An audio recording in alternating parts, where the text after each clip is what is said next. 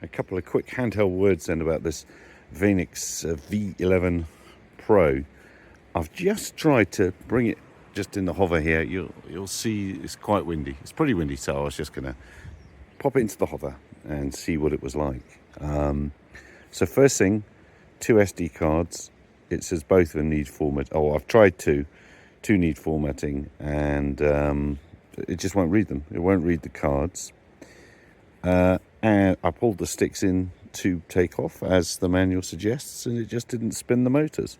So no flight at all. Alleged 4K camera. So as it's windy, I said earlier in the last video it had been raining, and it had. Look, there it goes. There goes the weather. So I just thought I'd pop out and try it, and I'll speak to my chums, and I'll hang out later this evening at 2100 gin and tonic. Or maybe I've got to undo. I haven't undone that sticker. Maybe with the downward looking sensors, that's what it was. Let's try again. Well, I got it to fly, but if I'm very honest, I don't know why it suddenly started to want to work. I don't know why the app suddenly worked.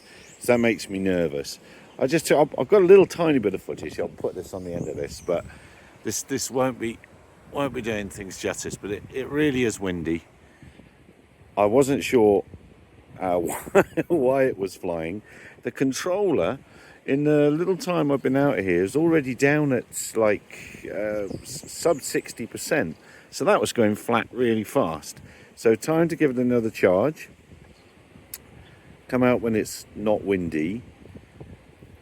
And at the moment, leave this a little bit indecisive. It takes forever to take a photo. Forever.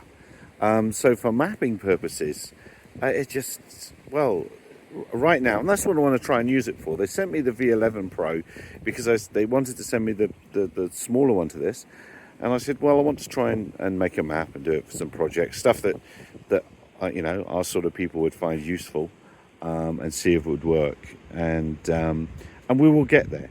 So my first impression is I was uneasy because of the way it didn't connect seamlessly to the app, and everything seemed a little disconnected. So that's my first impression. Took off, flew okay in this wind, but let's try it. It's big slab-sided, you know. You get this side onto the wind. It's a big slab. It was quite quiet. That's one thing I will certainly say for it. It was quite quiet. We shall delve into this. I'm sort of itching to take this apart. You have to do the compass calibration gizzet, which seems very old-fashioned, doesn't it? I'm surprised it doesn't learn compass calibration in flight as well. Oh, and I also noticed, well, the house is behind me, 12 to 13 satellites all the time. Seemed a little deaf. Probably better if I was out in the open, and it probably was better when it's out and about. I'll put this video in. First little flight, first little look. Wasn't expecting to do it today. Charge the battery up again, and we'll take it from there.